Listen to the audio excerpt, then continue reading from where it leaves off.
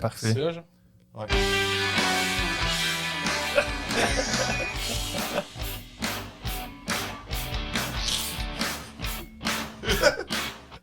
Je pense que Gabriel a appris qu'on avait une console, qu'on peut faire des bruits, Ouais. puis il adore ça. C'est sa passion. Ouais. Mais t'en essaies un autre, c'est encore le temps. Si jamais tu veux Euh, essayer un deuxième son, tu peux peut-être choisir. Mesdames et messieurs, le podcast à Félix Lefebvre. Oh, wow! Très fort. Très fort. Ben, mesdames et messieurs, Entretien avec l'histoire est là. Merci à Carrefour Jeunesse Emploi de Drummondville de nous fournir ce magnifique lieu. On est ici avec Gabriel Hamel, mais surtout, je veux pas te minimiser, mais on a un grand sage du basketball ici, Charles Piette. Humblement, un Ouais, grand sage. Un grand sage. Un moyen sage. Qui va nous parler de l'histoire de ce magnifique sport, de ce ballon orange. Oui, le basketball, le panier ballon, comme on dit en français, est un sport assez incroyable envers lequel j'avoue une passion quand même. Je sais pas, vous, votre niveau de connaissance, là, tantôt on s'en est parlé un peu, mais pour nos auditeurs, là, Pas tant que ça. pas tant que ça. De 1 à 2, Ouais. près de 0. Ok, parfait. Ben moi, mon mandat aujourd'hui, c'est de vous montrer un peu comment le basket a évolué à travers les années, depuis sa naissance, ok? Là, je dis pas qu'on va faire, attention au disclaimer tout le monde, je vais pas faire l'historique du début jusqu'à aujourd'hui, parce que ça prendrait 4 jours, ok? Mais j'ai fait mon possible. On serait proche du record du plus long podcast. Moi, je dis qu'on le fait, on l'essaye. OK. J'ai des couches si vous voulez, on va rester là. Puis... Parfait, j'aime ça. Donc, le basket a été créé par accident, comme un peu beaucoup d'inventions dans l'histoire. Là, c'est créé par accident par Dr. James Naismith. Docteur. Dr. James Naismith, qui a étudié à McGill, d'ailleurs. Oh. J'étais allé voir le Temple de la Renommée à l'automne dernier aux États-Unis et il y avait justement une petite pancarte qui disait Dr. James Naismith, inventeur du basket, a étudié à l'université McGill. Il disait en quoi, ce gars-là? C'est une bonne question. Mais je sais qu'il était prof. T'es prof. Fait qu'il était prof, fait que peut-être qu'il étudiait en enseignement, peut-être. Oh. Un doctorat. Ouais, un docteur en éducation. Donc, il était rendu prof dans la petite ville de Springfield, dans le village des Simpsons, donc au Massachusetts. Et il y a eu une grande tempête en janvier 1891. Et ses élèves étaient cloués dans le gymnase. Et là, il fallait que ses élèves bougent un peu. Alors, Dr. James Smith s'est dit, OK, ben je vais accrocher des paniers de pêche au plafond, sur un petit poteau. Et les élèves devront lancer un ballon de soccer dedans. Oh. Et de là est né le basketball. Et là, ça, vous me demanderez sûrement c'est quoi le score final. Et ça a été 1-0. Alors, c'était un match palpitant. C'était Parce qu'il... un seul lancer franc. Donc Ouais. C'est ça. C'était un seul lancé. Je sais pas d'où il sortait, ce lancer-là, mais ça a fini 1-0. Et là, il y a comme eu du potentiel. Et là, plusieurs ont repris le concept. Et les gens ont aimé, je pense. Les gens ont aimé ça parce que, regarde, aujourd'hui, c'est un des sports les plus connus de l'histoire. C'était une des seules choses que je savais, mettons, comme L'histoire, anecdote ouais. là, par rapport au basket, c'est que c'était un Canadien qui avait inventé ça. Oui, Mais ça a été Canadien. un Canadien qui l'a inventé aux États-Unis. Dans un cours d'éducation physique. Tout à fait. C'est ce que je connaissais. du Dr. début. James Naismith. Ouais. Super. Fait que peut-être que nos élèves un jour vont revenir d'un cours et dire hey, notre prof a inventé un nouveau sport et là 100 ans plus tard ça va être un sport professionnel. On sait pas. Puis c'est beaucoup d'années entre l'origine de ce sport-là en 1991 et le début de la NBA d'ailleurs parce que la NBA ça a commencé en 46. Donc un peu après l'après-guerre. Donc ça fait quand même un bon 60 ans là, depuis entre l'invention et la professionnalisation, mais il y a eu du temps là, quand même entre ces années-là qui a été popularisé par les Harlem Globetrotters. Est-ce que vous savez c'est quoi? Ouais. Les Harlem Globetrotters, ben oui, ça c'est une espèce d'hybride entre le spectacle et le basketball. Et ça fait populariser beaucoup le sport.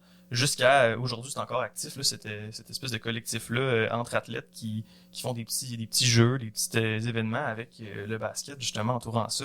Ça, c'est plus vieux. C'est plus vieux que la NBA, ça, ouais. Puis quand la NBA est née, il y a plusieurs joueurs des Harlem Globetrotters qui sont allés en NBA tellement ils étaient bons. Fait que c'est ça. Puis les Harlem Globetrotters sont super bons, là, d'ailleurs. Il y a beaucoup de joueurs qui, des fois, finissent leur carrière et vont dans les Harlem Globetrotters. Donc, en 46-47, là, on peut s'entendre qu'aujourd'hui, c'est la 77e saison. Et ce qui est fun avec ça, c'est que la NBA, c'est des grands nostalgiques. Ils aiment ça faire des petits tops de leurs meilleurs joueurs de l'histoire. Évidemment. Donc, ce qu'ils ont fait, après 25 ans de la NBA, ils ont choisi les 10 meilleurs joueurs et ils ont fait une liste avec ça. Et ils ont fait la même chose après 35 ans, après 50 ans et après 75 ans. Et là, je vous l'ai dit tantôt, c'est la 77e saison. Donc, ça fait seulement 2 ans qu'ils ont fait une liste des 75 meilleurs joueurs de l'histoire. Donc, s'il y en a les petits historiens qui veulent aller voir ça, là, les 75 meilleurs joueurs de l'histoire, une grande liste quand même des grands joueurs. Chacun a leur histoire. C'est quand même drôle, hein, parce que c'est sûrement de très grandes personnes. C'est des très grandes personnes, vraiment. C'est pour vrai? C'est vrai, ils sont très très grands. Et ça, c'est une tendance qui se maintient là, avec les années. Est-ce qu'elle a grandi, cette tendance-là? Ou... Ouais, cette tendance-là, ça grandit parce que les joueurs deviennent de plus en plus grands. Même si le jeu a transitionné d'un jeu de grandeur à un jeu de précision et d'adresse au tir. Et pourtant, les joueurs sont tout aussi grands. Donc, honnêtement, là, une grande tendance. Les joueurs sont grands dans ce sport-là. Je dis pas que si vous êtes petit, vous pouvez pas devenir bon au basket. Regardez-moi, par exemple. C'est faux, je suis pas très bon en basket. On te le demandera pas, mais il faudrait que tu te lèves. Je Pas suis... si petit que ça, voyons. J'ai monté ma chaise. C'est pour ça. Mais il y a des grands joueurs. C'est un certain Nash. Est-ce que c'est Steve Nash, c'est le ça. Canadien. Lui, il était petit. Il mesurait 6 pieds. Ah. Fait que il mesurait 6 pieds, mais comparé aux autres joueurs, c'est très petit. Ok, c'est ça. sûr que C'est tu ça, vas à c'est côté. très très petit. Quand même Il clash. va être grand pour nous, mais Ouais, j'avais en tête que c'était. Il était qualifié comme étant un petit joueur. À Exact. 6 pieds. À Là, 6 pieds. pourtant, ouais, Exact, 6 pieds. puis- Incroyable. Dans la ligue aujourd'hui, il n'y a pas beaucoup de joueurs qui mesurent 6 pieds. Il y en a peut-être un qui mesure comme 5 pieds 9 dans une équipe. Il n'y a personne à 5 pieds 10, personne à 5 pieds 11. Il y a peut-être 2-3 joueurs à 6 pieds. Après ça, c'est 6 pieds 1, 2, 3 en montant là, jusqu'à 7 pieds. Il y en a un qui mesure 7 pieds 4. Là, fait que c'est 7 pieds 4. 7 pieds 4. Le premier choix au repêchage en 2023 en fait. Là, c'est tout qu'un joueur. Ouais, très très bon. Ok, Ok, c'est des tout récent. souliers. là. Tout récent. Son nom. C'est Victor Wembanyama. Il est Ah oui, français. oui, oui, oui. Il est français, il mesure 7 pieds 4, mais 210 livres. Fait que c'est très très grand, très très longiligne. Il est assez frêle, mais il a 19 ans en même temps. Fait que peut-être qu'il n'a pas fini de grandir, on sait pas. Fait que, Et il est dans la NBA. il est dans la NBA, ouais. C'est tout qu'un joueur. Puis ce genre de profil-là se popularise de plus en plus avec les années. Là. Avant, c'était vraiment des 6 pieds 10, des 7 pieds qui étaient plus costauds. Là, c'est vraiment des joueurs qui jouent aux 3 points, qui s'écartent plus de la clé, là, donc en dessous du panier. Donc, sont à la fois très très grands et à la fois très très adroits. Ce qui est un mélange qu'on n'avait pas nécessairement vu avant, tout récemment, là, depuis les années 2010. Là. Donc, des joueurs qui révolutionnent le basket, on va en croiser plusieurs dans notre petite épopée historique. Là. Un de ces joueurs-là, ben c'est George Mikan. On est dans quelle année? On est en 1950. C'est la la NBA première. est créée. La NBA est créée. Et là, ce joueur-là va venir révolutionner tout parce que c'est un grand joueur, on appelle en anglais un big man, et c'est la première superstar reconnue par la NBA, qui est en guillemets, on s'entend. C'est le premier joueur qui a été connu du monde entier, ou du moins de l'Amérique, on s'entend, là, parce que ce joueur-là a été très très populaire. Il a commencé une dynastie avec les Lakers de Los Angeles, et ils ont gagné 3 championnats ensemble. C'était le premier joueur qui a été vraiment vraiment reconnu par la population. Et ce joueur-là, sans lui, on ne sait pas où on serait aujourd'hui, mais ça aurait peut-être pris un peu plus de temps avant que la NBA se mondialise. Donc lui, on lui doit quand même des félicitations parce qu'il a été une grande légende de ce sport-là, même si beaucoup de gens ne le connaissent pas, vu que ça fait quand même déjà 70 ans là, que ça s'est fait. Donc on le salue, George Mikan.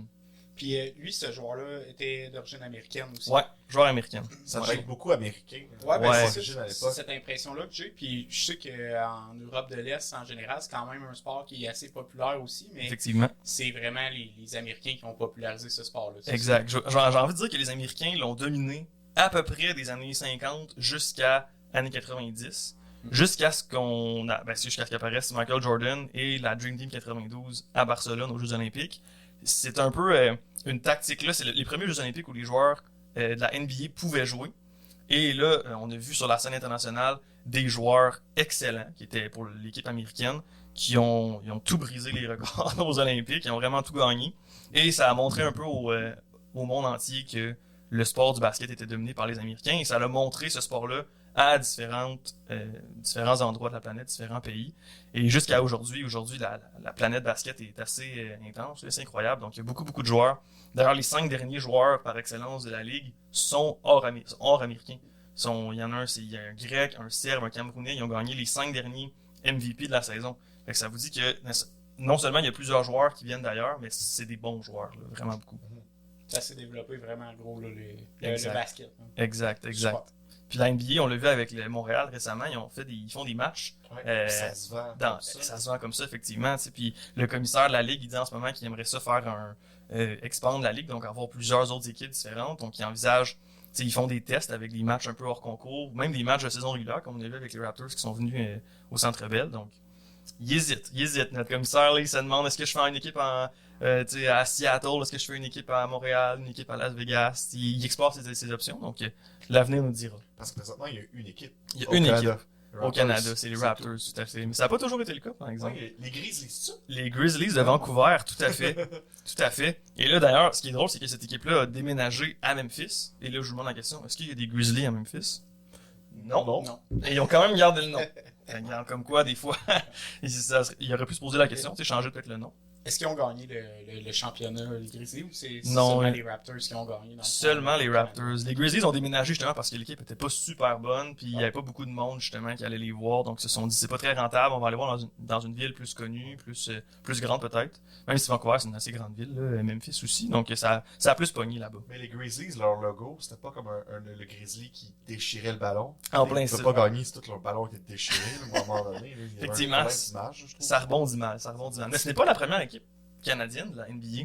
Ok. Ça, C'est les Huskies de Toronto. Oh! Et qui ont fait partie du premier match de la NBA. Premier? De l'histoire. C'était qui? C'était les les... années 40? C'est donc en 46, on a les Huskies de Toronto contre les Knicks de New York qui existent encore à ce jour, cette équipe-là. Et les Huskies se sont inclinés contre les Knicks de New York. Donc c'était le premier match. Les Huskies de Toronto. Donc petit fun fact. Finir plus que 1-0. Oui, Ouais, souhaite, effectivement, mais bon point que t'amènes, Félix. Quoi? Parce qu'aujourd'hui, les scores se finissent par 120 à 115, Ouais. des grands scores. Ça n'a pas toujours été le cas. Parce que avant 1954, il n'y avait pas de cadran de tir. Donc ça veut dire que les équipes pouvaient garder le ballon à l'infini sans tenter de tir. Fait que Donc, c'était la très défensif. là. Exactement, mais la stratégie qui s'imposait, c'était Ouais, t'as 20 tu points mènes, d'avance, ouais. tu gardes le ballon, tu attends que l'équipe le vole. Donc ça faisait des matchs qui finissaient 20 à 15 peut-être. Ce qui était pas super pour le spectacle. Donc là, un commissaire de la Ligue s'est dit, ben là, moi je vais inventer une règle. Tu as 24 secondes pour faire un tir. Et ça a dynamisé le jeu comme on le connaît aujourd'hui. Et là, ça l'a explosé la popularité parce que on s'entend en voir 10 joueurs dribbler le ballon de dos pour essayer de pas se le faire enlever puis aller voir un match de baseball peut-être ou de la NFL. Ben, le choix était vite fait, on s'entend. Fait que là, le basket était tiré un peu de l'arrière avec ce règlement-là. Ça a pris de l'expansion. Donc, on remercie l'homme qui a eu cette idée-là. Donc, ce petit génie dont j'oublie le nom, mais vous irez googler. Mais il y a quand même des parallèles qu'on pourrait faire avec le soccer. Le soccer, on est aussi dans un jeu défensif. Si on mène 2-0, on va peut-être vouloir garder Exact. le ballon. Pourtant, c'est un sport qui est ultra populaire à travers le monde. C'est mondial. On a eu ça au hockey là, avec les fameuses prolongations à 3 contre 3 là, qu'on a réinstaurées. Puis on a innové comme rendant une plus grande offensive là, au jeu grâce à ça. Donc je vois ça au basket, mais ça c'est clairement là, une révolution pour ce sport-là. Parce Ça que aussi, ça sinon, a tout changé. Ah ben oui, ça aurait peut-être planté puis personne n'aurait joué au basket aujourd'hui peut-être. 100%. Effectivement, c'était une belle innovation qui a marqué le jeu pour toujours. En fait, Peut-être qu'aujourd'hui, on parlerait du ballon chasseur. à la place. peut-être. ça se peut, on sait pas. Effectivement. Puis là, je veux vous amener ailleurs. On est rendu en 59, les gars. 59, on a... Belle année. Maurice Duplessis, barre. Oui, Félix. Merci. Merci Félix. merci, l'historien. On s'amène en 59 et là apparaît un nouveau joueur qui s'appelle Wilt Chamberlain qui a déjà marqué 100 points dans un seul match, à lui tout seul. Donc ça, c'est quand même un exploit. Les autres Et- sont restés sur le banc. Les autres faisaient pas Ils grand-chose. regardaient. Ils attendaient comme Bon. ça. Ils attendaient la passe qui ne venait jamais. Donc il a réussi à marquer 100 points en 62, mais en 59, c'est là où il est repêché. Et lui, il avait passé quelques années avec les Harlem Globetrotters, justement. Et là, ils lui ont dit, t'es trop bon, va jouer dans la NBA. Et il a tout détruit. Il était très très bon, il mesurait 7 pieds 1. C'était un homme extraordinairement grand, extraordinairement athlétique pour l'époque, parce que c'était pas des joueurs grands comme aujourd'hui, c'était plus des joueurs qui mesuraient peut-être 6 pieds 5, 6 pieds 7, tu sais, dans ces Ah, eaux-là. des petites personnes. Des là. petites personnes, Ouais. c'est ça. Donc lui, il arrive avec son 7 pieds 1. Et la rumeur court que lui, il était tellement athlétique qu'il réussissait à aller mettre un 25 sous sur le dessus du panneau. Ok, pas l'anneau, le panneau. Aller le déposer et aller le rechercher en sautant. Et je vous rappelle que le panier est à 10 pieds dans les airs et le Ça. panneau est peut-être à 12-13 pieds peut-être dans les airs. Fait que lui a réussi à mettre un 25 cents et aller le chercher en sautant. Il n'y a pas de vidéo de ça évidemment, mais la rumeur court. J'imagine que c'est vrai. J'imagine. Il était très athlétique. À l'université, justement, il faisait de l'athlétisme aussi. Il faisait du saut en longueur, du saut en hauteur, du triple saut. Il était vraiment un athlète incroyable qui a dominé son ère. Mais il y avait un adversaire incroyable qui a joué d'ailleurs pour mon équipe de cœur, les Celtics. qui s'appelait Bill Russell, qu'on a perdu justement en août dernier, là, Bill Russell, qui est une légende incroyable qui était son plus grand adversaire. Et cette rivalité-là a vraiment donné un second souffle à la NBA. C'est ces deux-là qui ont popularisé encore plus le jeu des années 60. Donc, c'est payant, les rivalités, quand même. Oui, exactement. Et ça va revenir souvent, surtout Celtics-Lakers, là, qui est encore une rivalité très, très active aujourd'hui, de par son histoire. Là. Les Celtics des années 60, là, on se transporte, là, les années 60, ont gagné 8 championnats d'affilée. Donc, 8 championnats d'affilée, dites-vous que ça fait, depuis 93 qu'on n'a pas gagné avec les Canadiens, mais les Celtics en ont gagné 8 d'affilée. Donc, ils ont été très, très gâtés de ce niveau-là. Ils en ont gagné 11 en 13 ans. Et l'espèce de chef d'orchestre de cette magnifique attaque-là, c'était Bill Russell et son coach légendaire Red Auerbach, qui sont des légendes du jeu. Bill Russell était le plus grand adversaire de Wilt Chamberlain. Les deux dominaient la ligue. Et la seule personne qui réussissait à battre Wilt, c'était Bill Russell. Wilt a seulement gagné peut-être 2 championnats dans sa carrière à cause de Bill Russell. Ils se sont croisés en finale peut-être 9 fois. Wow. Ils en ont perdu 8 d'affilée. Ça finit par t'affecter. Ça finit par t'affecter. C'est sûr que ça t'affecte. Exactement. Et là, je vais vous raconter une anecdote qui est une de mes préférées de l'histoire du basketball. Bill Russell, un homme très très grand, beaucoup de valeur, qui a beaucoup travaillé sur les droits civiques des personnes afro-américaines d'ailleurs, donc on pourra en parler peut-être tantôt, qui est arrivé dans le stade pour le match numéro 7 de son dernier match en carrière. Il était d'ailleurs joueur-entraîneur, ce qu'on voit plus vraiment de nos jours. Il était coach et il jouait en même temps. Ce qui est quand même assez un drôle de mix, mais il réussissait à bien le faire. Il sait que c'est son dernier match en carrière, c'est la finale NBA. Il peut gagner son 11e championnat. Et il rentre dans le stade, et ce qu'il voit, au plafond, c'est des ballons écrits Lakers World Champion. Et il y en a 5000, parce qu'il jouait à l'extérieur, au domicile des Lakers.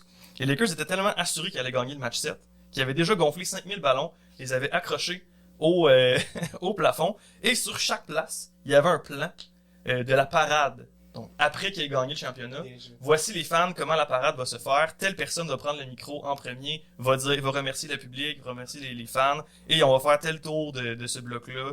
Voilà. C'était pas si on gagne, c'était lorsqu'on va gagner. Et là, Bill Russell a pris ça personnel. Et ils ont fini par gagner par 2 points, et les ballons sont toujours restés au plafond. Encore aujourd'hui? Wow. Non, ils ont enlevé. Ils ont enlevé, mais longtemps, il est rentré dans le vestiaire. Exact, il est rentré dans le vestiaire, Bill Russell, puis il a fait, savez-vous quoi, les gars? Les ballons vont rester au plafond. Et c'était son dernier match en carrière, et ça a rentré dans la légende. Ça. Ouais. Ça dessouffle le ballon, pareil. Ouais. Wow. Ils ont pété leur ballon, comme on dit. Quelle arrogance, quand même, de l'autre équipe. Mais ça, c'est très Lakers, ça. Hey, on sait qu'on est les meilleurs, on va vous le prouver, puis on va même en profiter pour vous narguer un petit peu. C'est très, très Lakers. C'est encore ça un peu aujourd'hui, même s'ils n'ont pas grand-chose à célébrer présentement. Exact. Ben, c'est une grande franchise de l'histoire du basket. C'est probablement la plus grande. Mais c'est ça. Aujourd'hui, ils sont un peu moins bons. Ils ont gagné en 2020, le championnat. Mais c'était un championnat un peu bizarre parce qu'il y avait la COVID. Donc, ils étaient dans une bulle à Orlando. En tout cas, selon moi, c'est un championnat qui est légitime. Selon certaines personnes, c'est un championnat qui ne mérite pas nécessairement sa place dans l'histoire. Mais bon. Pour un fan des Celtics, de dire que c'est un championnat légitime, je pense que on clôt le débat. Là, exactement, je suis de bonne foi. Mais en même temps, un de mes joueurs préférés, c'est LeBron James, donc j'aime ça quand il gagne des choses. Est-ce qu'on rentre là-dedans, là, LeBron James? LeBron James contre Michael Jordan? Est-ce que c'est là? Je sais pas. On peut y aller certainement. Moi, selon moi, je pense que c'est LeBron James. Et je suis dans la minorité. Honnêtement, la majorité pense le contraire. Je pense que c'est Michael Jordan, et c'est tout à fait légitime. À ça, je répondrai. LeBron James est à sa 21e saison et il bat encore des records. Okay? C'est le joueur qui a marqué le plus de points de l'histoire. Autant en série qu'en saison régulière. C'est le plus vieux joueur de la NBA en ce moment. À 38 ans, il va avoir 39 ans dans 3 semaines, le 30 décembre. C'est un joueur qui a dominé partout où il est allé. Il a dominé de sa saison recrue à aujourd'hui. Et là, j'ai entendu une analogie qui m'a fait que j'ai trouvé intéressante. C'est Michael Jordan a eu, mettons, on compare les deux joueurs à une chandelle. Michael Jordan a été la plus brillante des chandelles de l'histoire, mais a brûlé rapidement. LeBron James est la 2e peut-être meilleure chandelle de l'histoire, la plus brillante, qui brille à 95% de Michael Jordan, mettons, mais qui a brillé pendant 2 décennies complètes.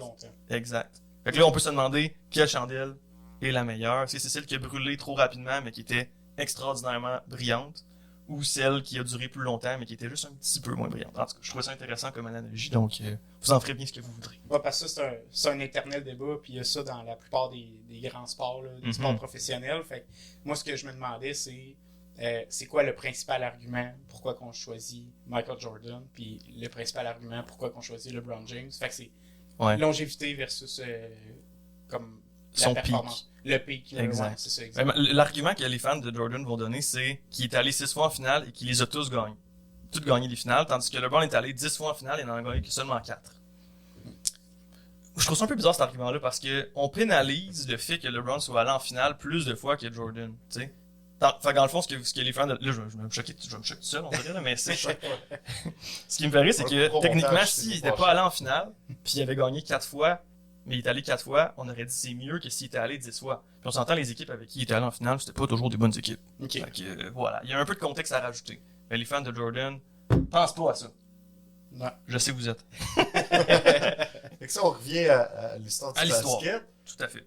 Michael Jordan doit être à veille de naître. Ouais, il est né en 63. Et un an plus tard, après sa naissance, en 1964, il y a eu un mouvement assez intéressant. Il y a eu un boycott du match des étoiles. Donc les joueurs étaient censés aller jouer le match des étoiles et c'était le premier de l'histoire qui allait être télévisé en direct. Anecdote encore une fois. Et les joueurs ont décidé de dire, nous on n'ira pas jouer parce qu'on veut des meilleures conditions de travail. À cette époque-là, les salaires étaient dérisoires. Ils devaient travailler pendant la saison morte. Donc il y en a qui étaient plombiers, il y en a qui étaient pompiers, il y en avait qui travaillaient sur les chantiers pendant qu'il n'y avait pas de saison. Un très grand plombier. Exactement, exactement. Donc ils se sont dit, nous, on ne met pas un pied sur le terrain. Ouais, puis ils savaient là, que le match était télévisé. Là. Donc c'était à antenne nationale, donc c'était quand même assez intense. Et le commissaire de la Ligue était là. Et il a dit non, faut que vous veniez jouer. Puis les joueurs ont dit non, tant qu'on n'a pas des meilleures conditions, que tu ne garantis pas des négociations, on sort pas. Et 15 minutes avant le match, le commissaire a flanché et le match a eu lieu. Wow. Ouais, 15 minutes. 15 minutes avant le match. Il était où, ces gars-là? Il était dans le vestiaire, il était embarré dans le vestiaire. Ouais, Embarré? ils se sont embarrés dans le vestiaire eux-mêmes et le commissaire tapait à la porte. Il était, les gars, sortez, le match est dans 15 minutes. Puis les gars, ils ont fait, non, nous on sort pas tant qu'on n'a pas des négociations avec vous. C'est fou, là. Ouais, c'était fou. Fait que ça, c'est une belle anecdote. Ça me fait des années penser 60. peut-être le film de Space Jam là, avec Michael Jordan là, quand il cherchait pourquoi ils avaient perdu tout leur talent. Là, puis là, il avait fermé le stade. Là. Fait que Ouais. est-ce que ça me fait penser, parce qu'il y a un lien un petit peu avec ça, là, Michael Jordan, est-ce qu'il a vraiment joué au baseball dans sa vie? Est-ce qu'il a déjà fait ça? Oui, Il a vraiment joué au il a baseball. vraiment c'est joué au vrai. baseball, mais il a jamais joué dans la ligue majeure. Il a joué dans les ligues mineures. Ok. Ce qui est quand même excellent parce que c'est pas son sport à la base. T'sais, il a joué quand il était plus jeune, il a joué au secondaire, il a pas joué à l'université, il a passé 10 ans dans la NBA, puis là, il a fait le saut en espérant d'être dans les ligues majeures. C'est sûr que s'il s'était pratiqué, s'il avait mis autant d'efforts dans le baseball que dans le basket, il aurait pu se rendre dans les ligues majeures. Mais il a joué un été de temps pour faire honneur à son père décédé, mais il s'est rendu dans la ligue mineure, ce qui est un athlète extraordinaire. Donc, il a juste joué dans les ligues mineures. Juste joué dans les ligues mineures, on s'entend. Ouais. Est-ce que LeBron aurait pu aller dans les ligues majeures? On sait pas. Mais ça, c'est un débat pour un autre moment. Ouais. Sa carrière n'est pas terminée. Exactement. Des ligues mineures. Exactement. Mais Michael Jordan est un athlète incroyable. Ça, je vais pas le nier. Pour les années 70, on serait rendu là. Les années 70, ça a été une décennie de parité, qu'on appelle. Donc, ça veut dire Autant d'hommes que de femmes dans les équipes. Non, il y a juste des hommes. Mais parité dans le sens que il y a eu beaucoup de champions différents. On venait de finir les années 60, où est-ce qu'il y a eu 8 championnats d'affilée des Celtics, avec seulement 3 champions différents, avec les Lakers et les 76ers, d'ailleurs, en 67. Tandis que dans les années 70, il y a eu 7 champions différents, et il n'y a jamais eu de back-to-back. Il n'y a jamais eu de doublé. Fait que ça changeait d'année en année le champion, et il y a eu 7 champions différents dans cette décennie-là. Donc, plusieurs équipes ont émergé, il y a eu l'apparition de nouvelles équipes, et il y a eu malheureusement le plus grand fléau de cette décennie-là, c'était la drogue. Donc, il y a beaucoup de joueurs à cette époque-là qui sont morts d'overdose. Il y avait des bagarres sur le stade, sur le parquet du stade. Il y avait des bagarres aussi avec les fans. C'était assez rock'n'roll. Il y a eu des bagarres avec les fans, même en 2004, il y en a eu une bagarre avec les fans générale.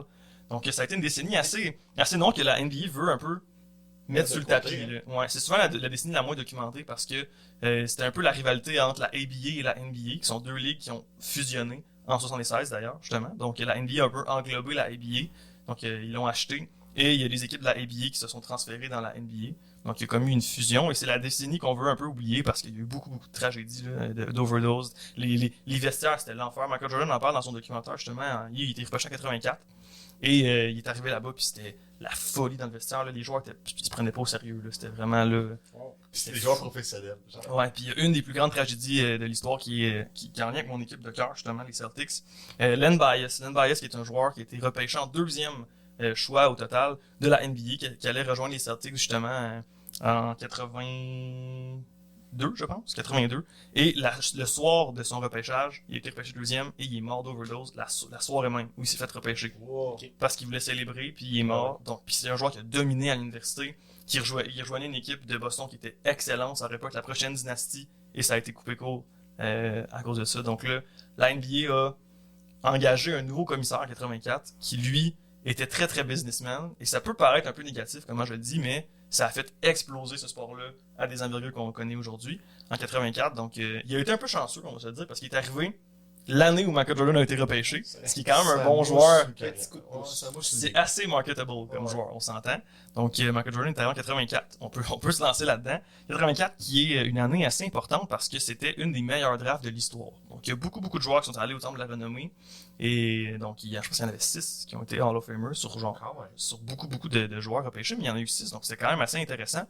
84, une année incroyable. Okay? C'est l'année également que LeBron James est né.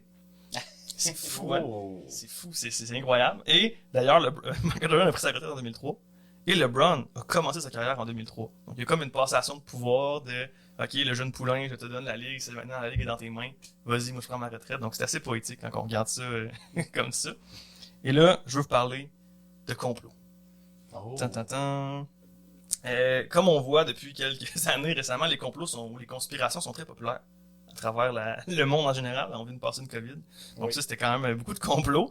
Ben, en 85, un complot d'envergure a eu lieu lorsqu'on parle de la loterie. Est-ce que vous savez c'est quoi la loterie NBA, la loterie du repêchage? Est-ce que ça ressemble à celle de la Ligue nationale? Là, Ça ressemble à la Loto 649. Parce que moi, je suis plus celle de la Ligue nationale, je te dirais. Je te suis. Donc, il faudrait que tu l'expliques parce que je suis parfait. C'est la première année où la NBA a instauré une loterie. Ça veut dire que toutes les équipes qui ne se sont pas qualifiées en série ont des chances d'avoir le premier choix, deuxième choix, troisième choix, quatrième choix, tout ça. Et ils ont fait ça sous forme de... Aujourd'hui, c'est des petites boules de ping-pong, des balles de ping-pong qui sautent dans une espèce de logiciel, et tout ça dans une machine, et à la fin, il y a une boule qui sort, et c'est rattaché à une équipe en particulier. Et ça, c'est fait dans le secret le plus complet. La NBA fait ça sans que personne le voie, aujourd'hui, et ils sortent avec les enveloppes et disent, alors le premier choix au repêchage sera pour cette équipe. Mais nous, on n'a pas vu les petites balles là, bouger. Donc ça fait quand même beaucoup polémique aujourd'hui. Mais à l'époque, c'était différent. Donc avant 85, les deux pires équipes de l'Est et de l'Ouest faisaient un pile ou face. Qu'on voyait pas non plus. Et ce pile ou face-là déterminait quelle équipe avait le premier choix au repêchage. Ça a créé beaucoup d'émoi parce qu'il y a beaucoup d'équipes qui se sont dit, ben là, moi j'ai fini 3e, moins bon, j'aimerais savoir un choix quand même. Donc ils ont créé une loterie. Cette loterie-là était assez étrange parce que c'était une année où un prospect incroyable qui s'appelle Patrick Ewing était disponible. Okay? Et ce gars-là avait tout déchiré dans ses années à Georgetown, à l'université. Et la NBA aime beaucoup les grands marchés, dont les Knicks de New York, qui était une équipe de bas de peloton depuis quelques années. Ils se sont dit, quel meilleur joueur à mettre que Patrick Ewing aux Knicks? Donc là, ce qu'ils ont fait une grosse boule en plexiglas. Ils ont mis plein d'enveloppes dedans. Et le commissaire, une main à la fois, cherchait une enveloppe, l'ouvrait et disait, OK, on va commencer par le 12e. OK, 12e choix, cette équipe. 11e choix, cette équipe. 10e choix, tout ça. Et rendu à la dernière enveloppe.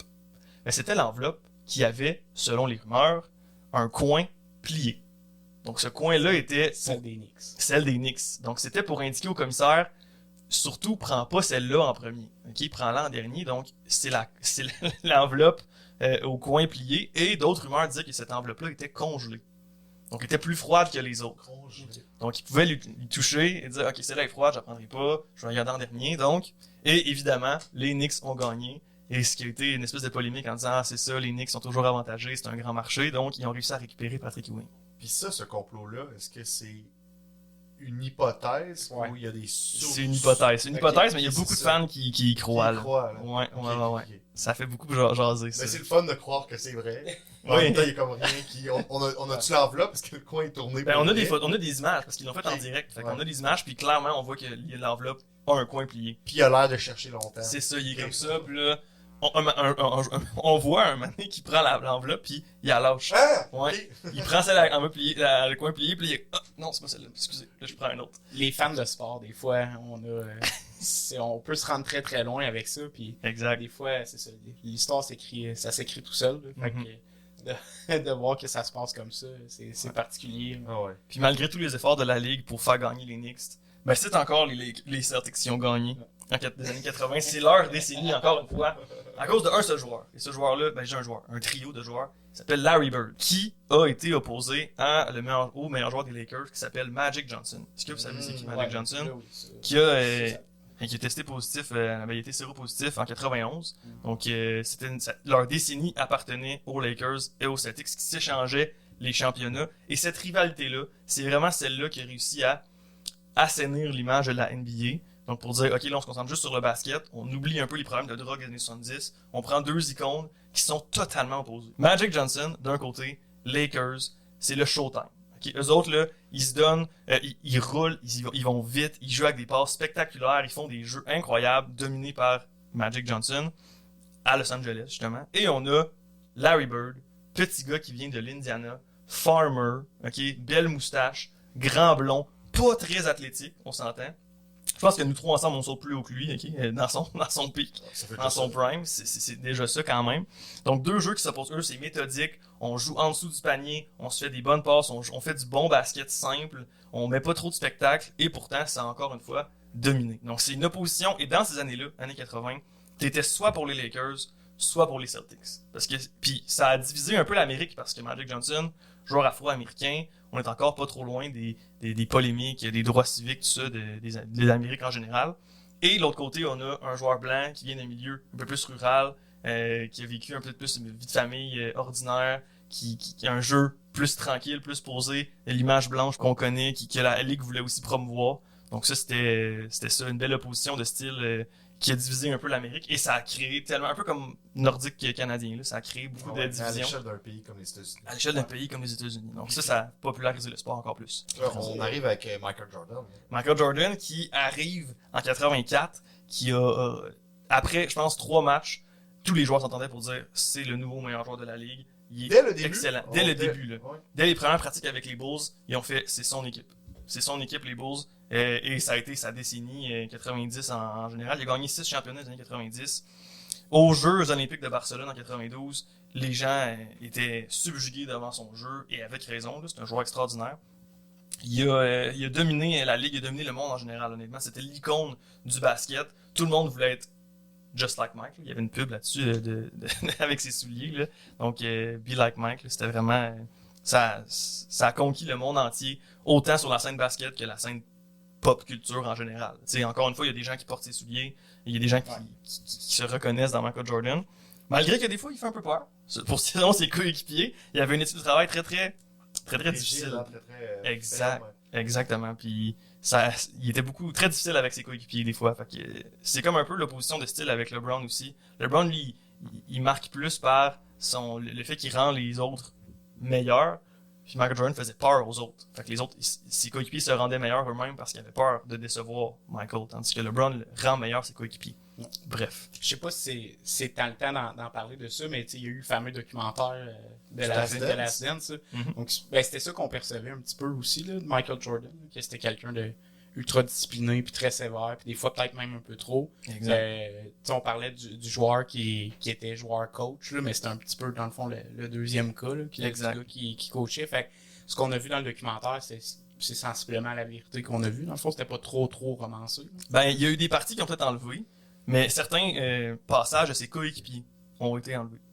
OK. Ça fait polémique, parce que les coéquipiers, des fois, disaient des choses qui n'étaient pas à l'avantage de Michael Jordan. Ils les ont enlevés. Il est quand même producteur du documentaire. Exactement. Puis comment lui, il peignait le portrait de ses coéquipiers aussi. Des fois, c'était pas nécessairement positif pour les autres. Donc, encore une fois, on pense à Scottie Pippen, d'ailleurs, qui a été un peu il a été vu d'un mauvais œil, là, de Michael Jordan, même si ils ont tout dominé ensemble, le meilleur duo de l'histoire. Donc, Michael Jordan, très compétitif. Il veut toujours avoir raison, il veut toujours gagner. Même dans son duo. Même dans son duo. Exactement, dans son équipe. Année 2000 maintenant. On est déjà rendu là. Année 2000. Ouais. C'est la mondialisation du basket. En 2002, on a eu le premier choix au repêchage qui a été chinois, qui est Yao Ming, géant de 7 pieds 6. Est-ce qu'il joue encore? Il joue plus malheureusement, puis il a pas joué longtemps. Il a joué 8 saisons. Il a été 8 fois All-Star. Mais quand tu trimbales 7 pieds 6, 300 livres de muscles, c'est dur pour les articulations. Donc il a fait seulement 8 saisons. Ses chevilles, ses genoux ont pas duré très longtemps, malheureusement. Mais il a quand même autant de la renommée, parce que c'est un joueur qui a marqué l'époque, il a marqué son histoire, il a marqué son pays. Okay, la Chine. En Asie, c'est ça, la Chine. Donc en Asie en général, là, il a vraiment popularisé le sport en général grâce à cette icône-là. Il joue dans quelle équipe, lui?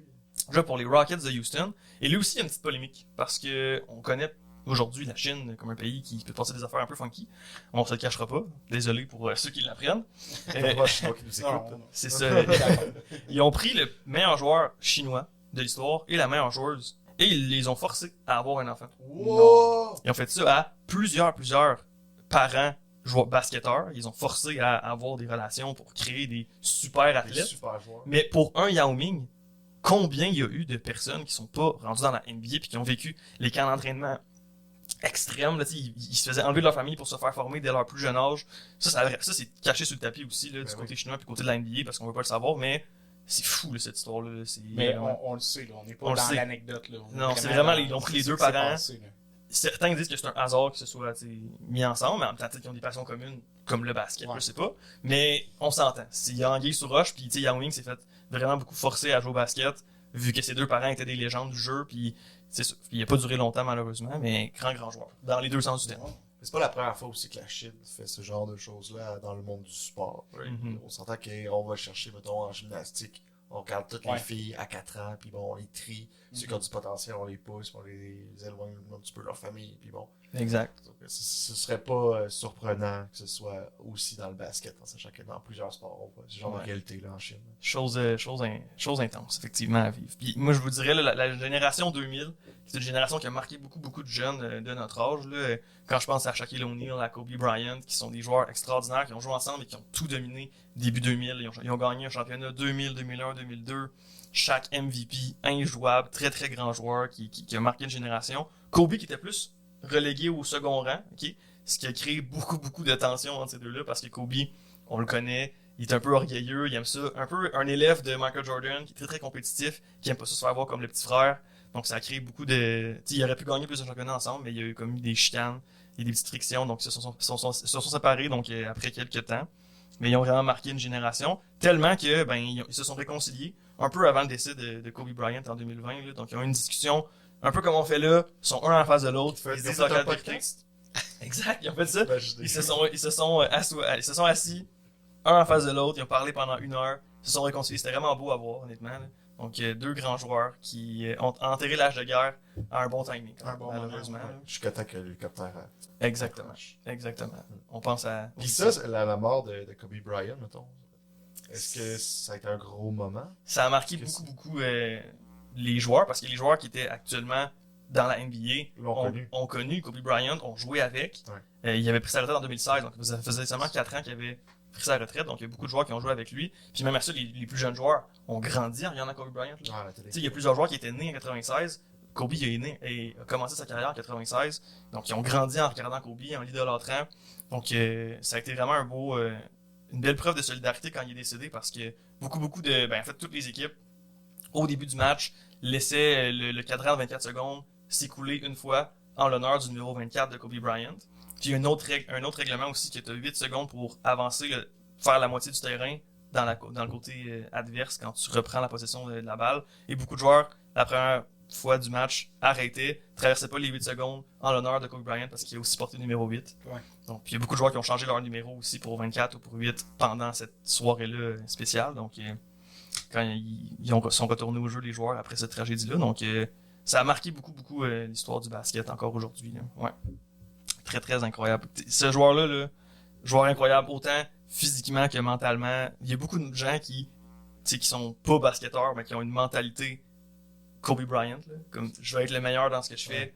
Des fois, c'est un petit peu trop. Des fois, c'est maladif. Là. Kobe Bryant, il avait des problèmes. Des fois, là, il arrivait, il s'entraînait à 3h du matin, puis son match était à 6h le soir. Là. Fait que, c'était, il dormait pas beaucoup, là, on s'entend, mais il était vraiment là, il voulait être le meilleur de l'histoire. Puis c'est ça, très grand joueur qui a marqué LeBron aussi. Il a quand même été, est-ce qu'on pourrait dire dans le top 10 des meilleurs joueurs de basket? Oui. Est-ce qu'on pourrait dire ça? Dans le top 75, ouais, il est là. Top 75, il est là. Mais dans le top 75, ils ont pas classé. Ils ont juste ils ont dit, voici les 75. Chicanez-vous. Vous les mettrez dans l'ordre que vous voudrez. C'est ça. Je les mettrai dans notre grandeur.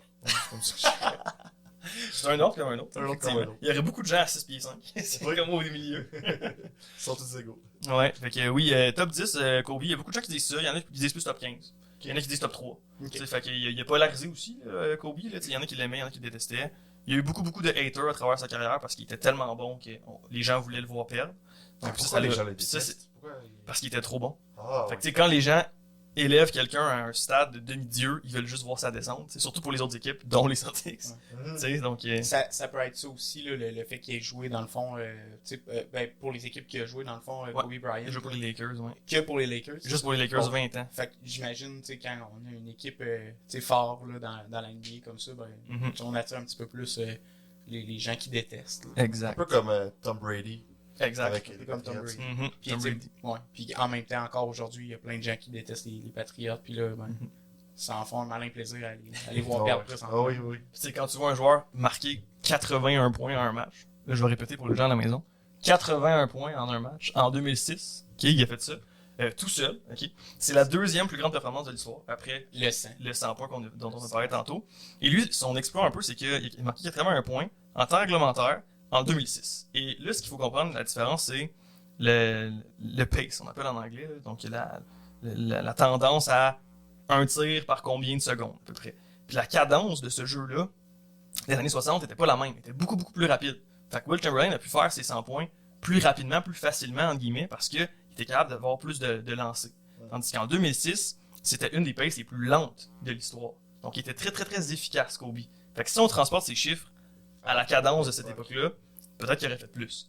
Mais honnêtement, 81 points, ça a marqué aussi une génération, honnêtement. Là, 81 points, c'est la plus grande performance offensive du siècle, là, on s'entend, puis depuis vraiment longtemps. Donc, certains diront que Will Chamberlain n'avait pas la ligne de 3 points non plus. Ça aurait pu l'aider, mais en même temps, il en lançait pas de 3 points. Il était tellement grand, il était juste en dessous du panier, puis il faisait des dunks.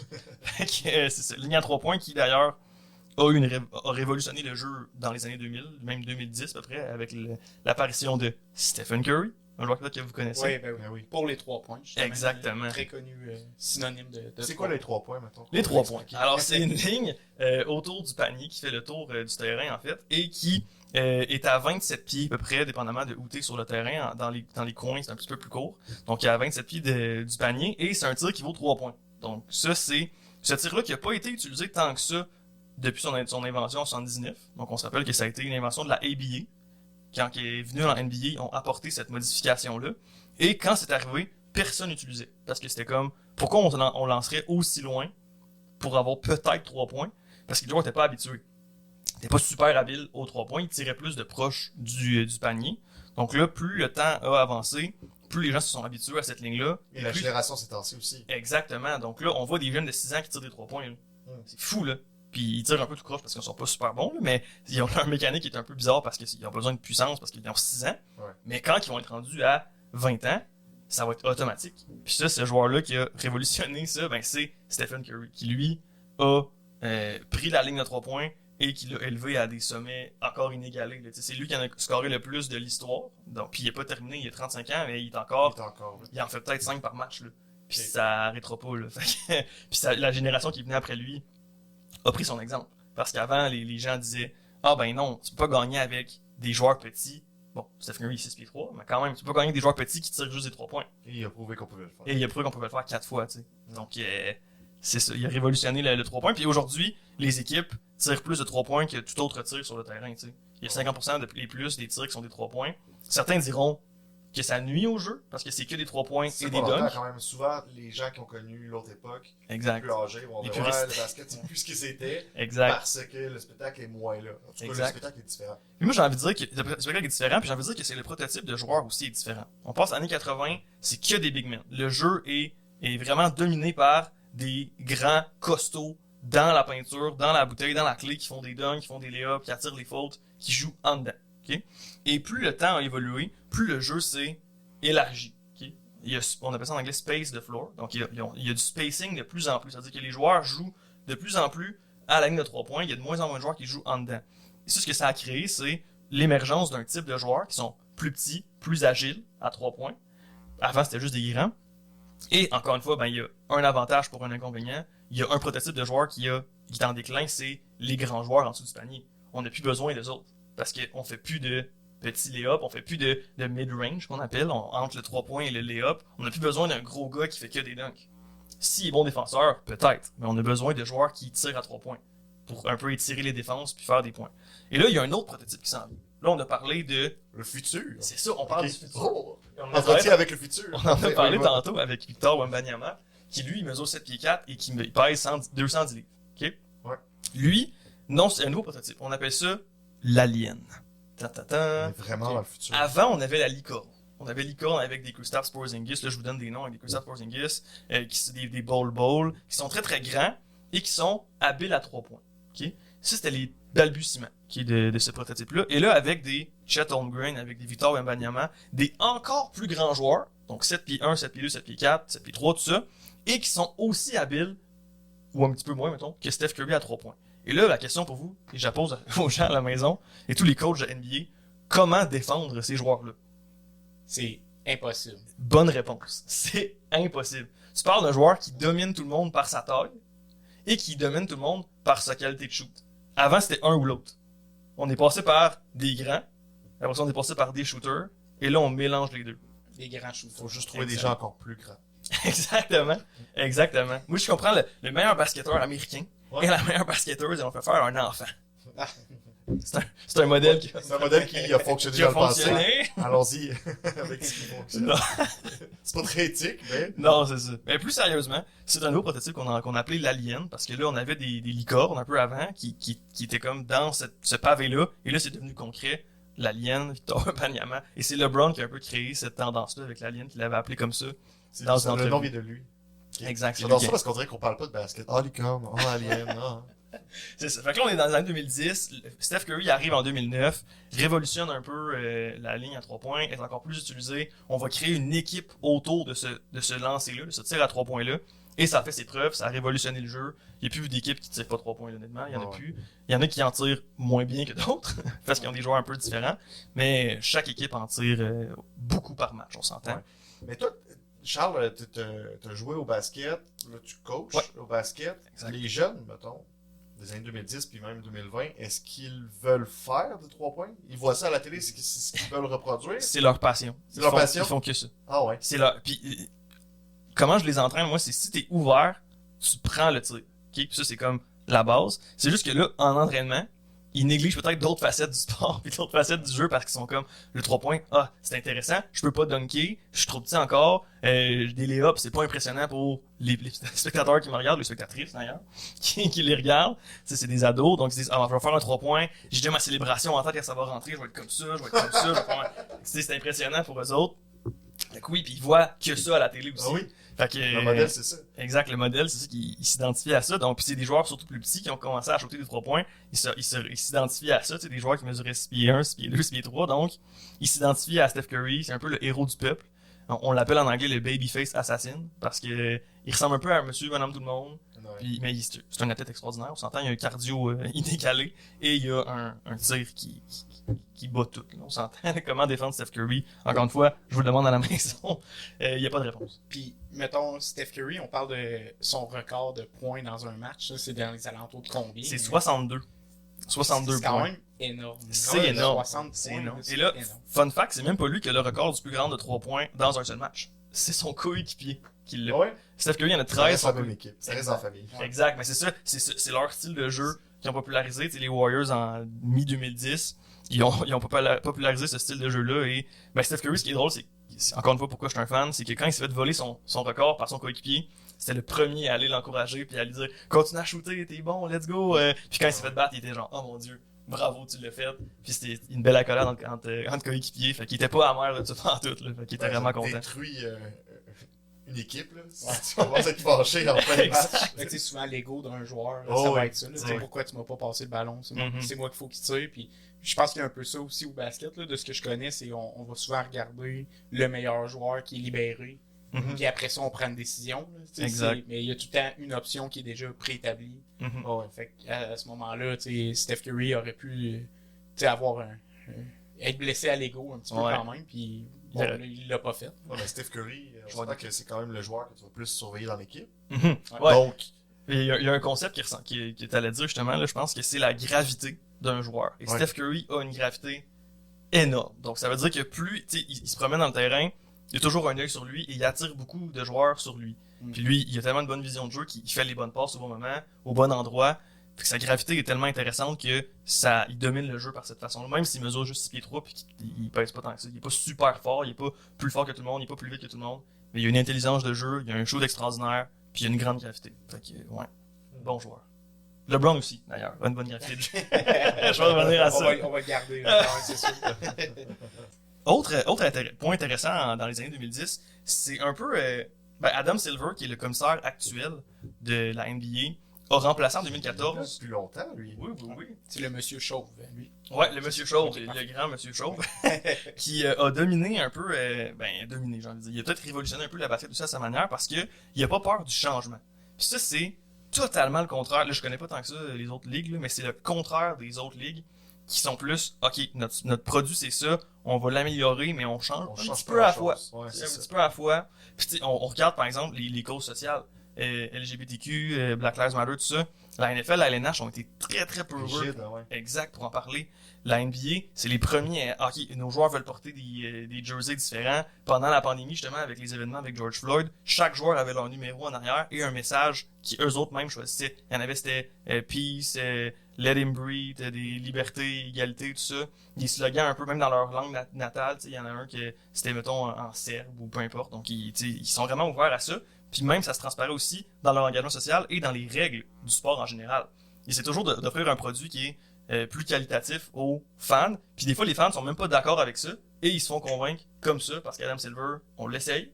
Si ça marche pas, on l'enlève. Puis si ça fonctionne, tant mieux. Très progressiste. Est-ce que c'est un commissaire, quand il va se présenter dans un stade, il sera pas hué, dans le fond? Non, c'est ça. c'est ça. Parce que moi, bon, je parle pour le hockey, là, clairement. Là, Gary Bettman est hué à chaque moment. Exactement. Donc, c'est à ce moment-là, un commissaire qui est aimé par les partisans de la Ligue, c'est un gros plus. Là, C'est vraiment. rare. Ouais. Puis même en NFL aussi, Roger Goodell, il se fait toujours huer quand il se prend de la présence au repêchage. Très D'ailleurs. conservateur. Exactement. Comme commissaire. Ouais. Ouais, puis Adam Silver, lui, quand il a commencé son mandat, il a commencé avec une polémique en partant.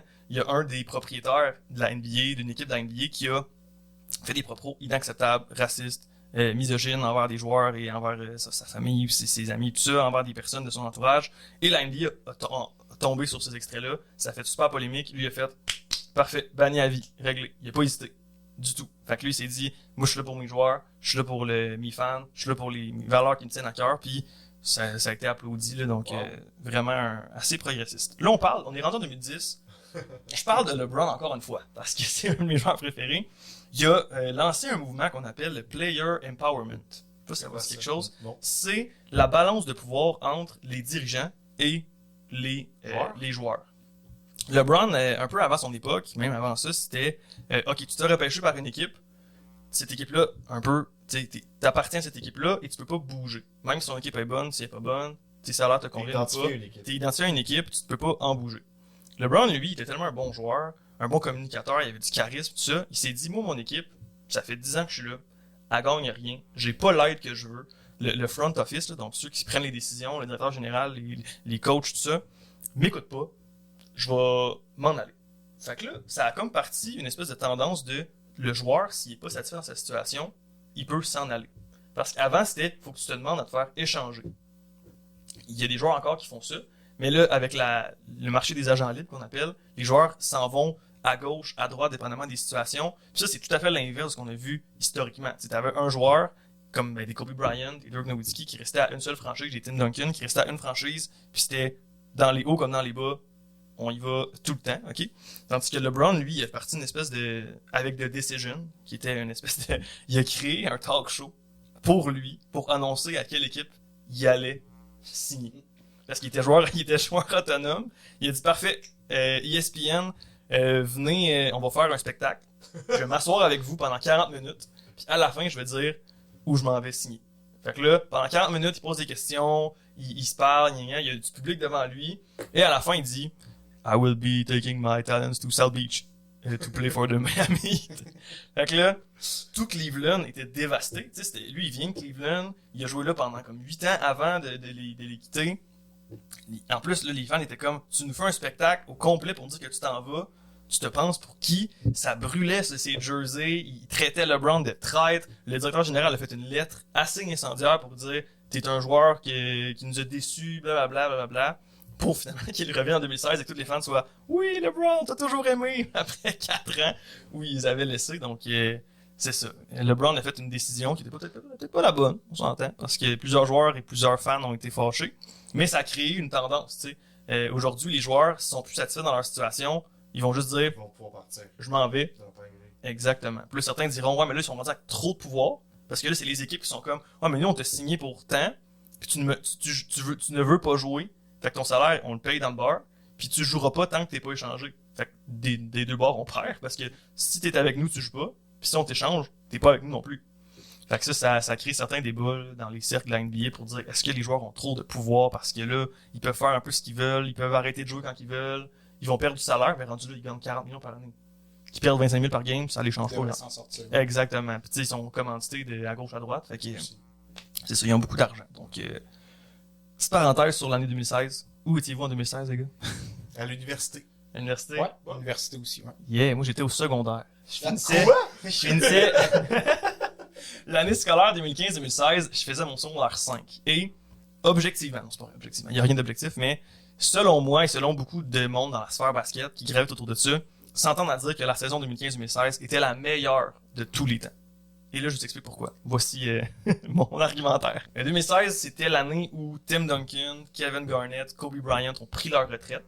Donc, 3 grandes légendes du jeu. Et Kobe Bryant avait dit au début de la saison que c'était sa dernière. Fait que partout où il allait jouer, il faisait une espèce de petit hommage pour dire Kobe, merci pour tout ce que t'as fait. Et il a fini sa carrière sur un match à 60 points, évidemment. Parce que c'est Kobe Bryant, il a 38 ans, il a du tape avec de la glace sur ses genoux entre les pauses, mais il va jouer jusqu'au bout et il a droppé 60 points sur le Jazz. Wow. Première des choses, assez légendaire. Deuxième des choses, on s'entend qu'il y a 82 matchs dans une saison régulière. Selon vous, quel est le record du plus grand de victoires par une équipe dans une seule saison? Sur 82.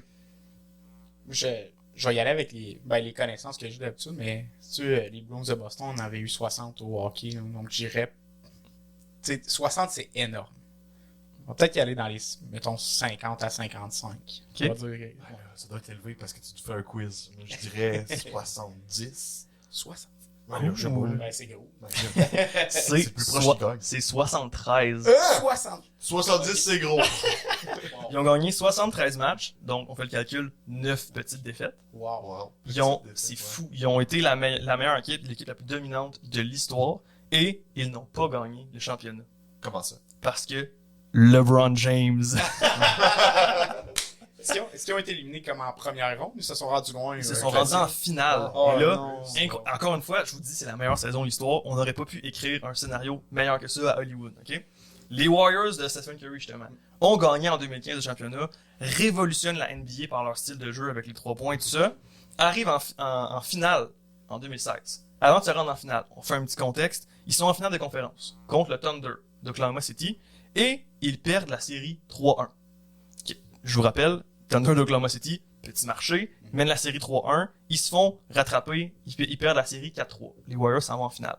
Et il y a un petit joueur qui s'appelle Kevin Durant. Est-ce que ça vous dit quelque chose? Ah oui. Kevin Durant joue à cette époque-là avec le Thunder d'Oklahoma City. Donc, ils mènent 3-1 contre les Warriors, l'équipe qui a gagné 79 matchs dans leur saison régulière, qui en ont perdu seulement 9. Et finalement, il se fait un peu humilier. Il perd une avance de 3-1, qui est un peu humiliant dans le monde de la NBA et dans la LNH aussi. Donc, il perd, il s'en retourne chez eux, vacances pour lui, il s'en va à Cancun, profite de sa famille, tout ça. 2016, les Warriors s'en vont en finale contre LeBron James. LeBron James, son équipe de Cavaliers, qui est moins bonne, on s'entend, ils ont gagné moins de matchs, il y a moins de bons joueurs, mais ils se sont rendus là quand même. OK? Et là, les Warriors mènent la série 3 matchs à 1. Encore une fois. Wow. Donc là, ils perdaient 3-1, ils ont gagné, et là, ils gagnent 3-1, et maintenant, messieurs, ils vont perdre en 7 matchs contre LeBron James. Et ça, c'était... le match numéro 7 est un match qui est passé à l'histoire pour 2 raisons. De 1, ils ont battu l'équipe la plus victorieuse de saison régulière, tandis qu'ils perdaient 3-1, je vous le rappelle. Mhm. Et il y a eu 2 actions qu'on appelle historiquement de bloc et de shot. Donc quand je vous dis que c'est tellement iconique qu'il y a 2 actions, un bloc et un tir, Porte un nom. qui portent un nom, c'est eux autres, de bloc, de shot. C'est quoi ces actions-là? On est en fin de match. Égalité, 89-89, si je me trompe pas, vous irez googler. Il reste 1 minute. On perd la balle du côté des Cavaliers avec LeBron James. Les Warriors contre-attaquent. 2 contre 1. Petite passe à un joueur des Warriors. Il s'en va pour le lay-up. LeBron James court en arrière. Vous avez sûrement déjà vu ça, cette vidéo-là ou cet extrait-là. Bloque le ballon juste avant qu'il touche à la planche. Donc, c'est pas un contre illégal. Après ça, on revient de l'autre côté. Kyrie Irving, sidestep, à droite, dans la face à Stephen Curry. 3 points et le match est gagné. Sur une fin incroyable. Donc, tir difficile de Kyrie Irving pour la victoire, pour gagner un championnat en match numéro 7. La pression est à son comble, à couper au couteau, dans une salle où il est pas à domicile. En plus, le stade est brisé. Là. Il y a du silence, les gens sont abasourdis. Tu sais, t'as perdu 9 matchs à 82. Contre la meilleure équipe de l'histoire. Là. Exactement. La meilleure équipe, puis tu perds 4 matchs dans une série, c'est incroyable. T'sais, ils ont quasiment perdu la moitié de leur match en série. Fait que c'était une autre raison pourquoi la saison 2016 est la meilleure. Dernière petite chose que je vous dis. On appelle, il y a ça aussi au football et dans la LNH, tout ça, il y a le All-Star Weekend. Des meilleurs joueurs de chaque équipe, ou presque, sont représentés et vont faire un match amical. Et il y a ce qu'on appelle aussi le concours de dunk, qui est très spectaculaire de base. Et ça fait quelques années que le concours de dunk, un peu décevant. Il n'y a pas les joueurs qu'on veut voir, parce que la Ligue envoie des invitations à des joueurs qui veulent voir. Puis ces joueurs-là disent non, parce qu'ils veulent pas se blesser ou ils veulent aller juste se reposer avec leur famille pendant une semaine. Donc, pour leur raison, c'est bien correct. Donc, on a souvent des joueurs de second rang qu'on veut pas nécessairement voir. Et là, cette année-là, on a Aaron Gordon et on a Zach LaVine qui vont s'offrir un duel incroyable. Ça aussi, allez voir les extraits. C'est des dunks après dunks après dunks c'est des 50 sur 50 selon les juges. Et ça s'est rendu en 3e prolongation de dunk. T'sais, eux, ils ont des dunks préparés, ils en ont 3. Ils les font, c'est que des 50 de part et d'autre. Fait que là, ils sont comme, ben, faites-en un autre, puis on va vous le juger. Premier dunk qu'ils font en overtime, 50-50. 50-50, 50-50. Fait que là, ils ont fait des dunks incroyables. Il y en a un de Aaron Gordon, il passe par-dessus une mascotte, la mascotte de son équipe, met le ballon en dessous de ses 2 jambes, il s'assoit dans les airs littéralement, et dunk le ballon. Et ce joueur-là a perdu. Mais c'est vraiment un joueur qui s'est fait voler. Honnêtement, là, il s'est fait voler selon moi. 2 fois plutôt qu'une, parce qu'il est revenu l'année d'après puis il s'est encore fait voler. Fait que c'est ça. Autre raison pourquoi ça a été incroyable, c'est 2016. Kobe, sa retraite, son dernier match, les séries, la finale, les Warriors, meilleure équipe de l'histoire, qui se font battre de 3-1 en finale, le concours de dunk. Quelle saison incroyable. J'aimerais savoir, tu sais, le 25 cents de tantôt, là, qui avait été mis, il est-tu encore là? Ouais, je pense qu'il l'avait enlevé. C'est ça, il le mettait puis il l'enlevait. Ouais. Ah, C'est qui l'a mis là? Exact. C'est lui, je pense. Il était comme, je saute, je le mets, vous voulez voir de quoi? Je saute, je l'enlève. On va savoir s'il est dans un musée, ce 25 cents là. Peut-être, ça se peut. Ben, question, là, ça fait longtemps, elle m'est revenue, mais on avait parlé des Harlem Globetrotters Ouais. au début. Est-ce que tu as été voir... Jamais. Jamais. T'es déjà allé, toi? Non. Ah, je Non, suis jamais mais allé voir les Harlem Globetrotters. J'aurais aimé ça te répondre à ma question, mais savoir Vas-y. si... Est-ce qu'ils ratent des paniers des fois? Je suis sûr qu'ils montent pas sur leurs réseaux sociaux. Non. Mais ils en ratent parce qu'ils prennent tellement des paniers difficiles, c'est sûr qu'ils en ratent. Il y en a un que sa spécialité, c'est de faire des tirs par en arrière. C'est sûr qu'ils les a pas tout le temps, mais ils les a plus que ben du monde. Ouais. C'est assez impressionnant. Ils font des tirs, ils font des passes. Mais oui, ils en ratent, c'est sûr, mais ils ont des degrés de difficulté incroyables. On est rendu à aujourd'hui, les gars. On a fait le tour. 2023. 2023, comme j'ai dit tantôt, 2023, jeu, encore une fois, très, très, très opté à 3 points. L'espèce d'apparition d'un prototype différent, Alien, Victor Wembanyama, Chet Holmgren, qui émerge en fait de la NBA. Des très, très grands joueurs qui sont aussi habiles à 3 points. En ce moment, la Ligue explore une option, peut-être faire une ligne à 4 points. Pour l'instant, les fans sont pas tant d'accord, parce que ça va un peu dénaturer le jeu, mais les joueurs sont comme, hey, on tire déjà à une distance plus loin que le 3 points. On tire à peut-être 3-4 pieds dans la ligne de 3 points. Pourquoi ce tir-là vaudrait pas plus? Ils se sont encore pour parler, évidemment, mais tu sais, c'est comme tu sais, je l'ai dit tantôt, la NBA, c'est une ligue qui est pas peur du changement. Est-ce qu'on verrait une ligne à 4 points? Pour l'instant, le commissaire a dit non. Est-ce que ça pourrait changer? Peut-être. Donc, c'est ça, très content. 2023, hey, on en parle justement aujourd'hui. Première année où la NBA instaure un in-season tournament. Donc, un tournoi pendant la saison. Qui est pas les séries de fin de saison, mais qui est un tournoi à l'intérieur. Et la finale est d'ailleurs ce soir. Timing incroyable. Donc, qui opposera les Pacers aux Lakers avec LeBron James. 38 ans, je le rappelle. Donc, ce tournoi-là, c'est des matchs de saison régulière qui sont ordinaires, qui auraient été à leur calendrier de base, mais qui comptent dans un autre tournoi. Donc, c'est comme un tournoi de soccer. C'est un tournoi dans un tournoi. Ouais. Exactement. Donc, c'est comme un tournoi de soccer où t'es mis dans un groupe, tu gagnes tes matchs de ton groupe, tu t'en vas à la phase de série. Et là, on a passé les séries. Là, les séries, c'est un match. Fait que ça, un match, c'est l'apothéose, c'est comme des matchs 7. Okay? Fait que c'est un seul match, tu gagnes, tu continues, tu perds, tu t'en vas à la maison. et l'équipe qui s'en va en finale vont techniquement avoir un match de plus joué physiquement, mais ce match-là comptera pas dans la saison. Et ce qui est agréable avec ça, ce qui moi je trouve intéressant, c'est que au début j'étais pas convaincu. J'étais comme les séries de la NBA, ça vaut tout. Ça fait déjà la job. Exact, mais le trophée en milieu de saison, les joueurs vont s'en foutre. Là. Ils en auront rien à faire de ce tournoi-là. Là. Eux, ce qu'ils veulent, c'est la fin de saison. Tu sais, que historiquement, ce trophée-là a tellement de valeur. C'est le MVP des finales, c'est les séries en général. C'est ça que ton legacy va nommer. Puis finalement, les joueurs portent tellement d'importance à ce tournoi-là. Ils donnent leur 110%. C'est des matchs de série dans la saison. Donc là, je lève mon chapeau à Adam Silver. Les fans sont comblés. Les joueurs sont vraiment dedans. Puis une raison pourquoi je vous dis ça, c'est parce que chaque joueur qui gagne la finale va avoir un bonus de 500 000 $. L'affaire, c'est qu'il y a des joueurs de bout de banc que eux, leur salaire annuel, c'est 1 million, genre. Ouais, c'est ça. Fait que eux, ça fait la différence, là, dans leur salaire, là, tu sais. 1 million, c'est beaucoup d'argent, là, on s'entend, là, ils sont pas à plaindre, là. Mais eux, quand ils font le double, qui est la moitié de leur salaire en une soirée, ils veulent que leur équipe gagne. Puis c'est souvent des joueurs qui jouent pas beaucoup. Fait qu'ils voient le jeu se faire, puis on voit juste eux qui célèbrent vraiment plus qu'ils sont sur le banc. C'est drôle. Fait que très bonne addition. Il y a peut-être un petit bémol que je dirais pour ce tournoi-là, c'est que ils ont modifié, ils ont mis des couleurs alternatives, ils ont mis des jerseys différents, ils ont mis des parquets différents. Parquet, ça, vraiment étrange. Ouais. Il est particulier pour la télévision. C'est quoi le parquet, il ressemble à quoi? C'est des couleurs vraiment, vraiment vives avec des logos alternatifs. Il y en a qui sont super beaux, selon moi, mais tu sais, c'est comme l'art en général. Il y en a qui trouvent ça beau, il y en a qui trouvent ça laid. Il y en a certains qui sont excellents. Il y en a qui donnent un peu mal aux yeux. Mais moi, mon bémol là-dessus, c'était que le parquet, vu qu'il est entièrement de couleurs, ce qui est pas vraiment l'habitude des autres équipes, ou je sais pas à quoi qu'ils l'ont fait, mais il est extrêmement glissant. Fait qu'il y a beaucoup de joueurs qui se sont blessés malheureusement à cause de ce parquet-là. Ça fait beaucoup la polémique. Les joueurs, ils jouent, on les voit, ils jouent en ce moment, puis ils glissent pour rien. Okay? Parce que ils sont tout seuls puis ils glissent. C'est ça, ils sont tout seuls puis ils glissent. Donc peut-être à retravailler. La texture. C'est ça, le design rendu là, je peux m'en remettre, là, mais à faire attention pour pas blesser nos joueurs pour un tournoi qui est pas la fin. De saison. Exactement. Donc on est rendu aujourd'hui. In-season tournament, des nouveaux trophées, des innovations dans ce sens-là qu'on voit peut-être pas dans les autres ligues. T'sais, la NFL, le Super Bowl, on est rendu au 55e Super Bowl, ça a pas changé, il y a pas rien de différent. La NHL aussi, il y a eu juste la Coupe Stanley. C'est qui ce soir le match? Ce soir, c'est les Pacers contre les Lakers de LeBron James, justement.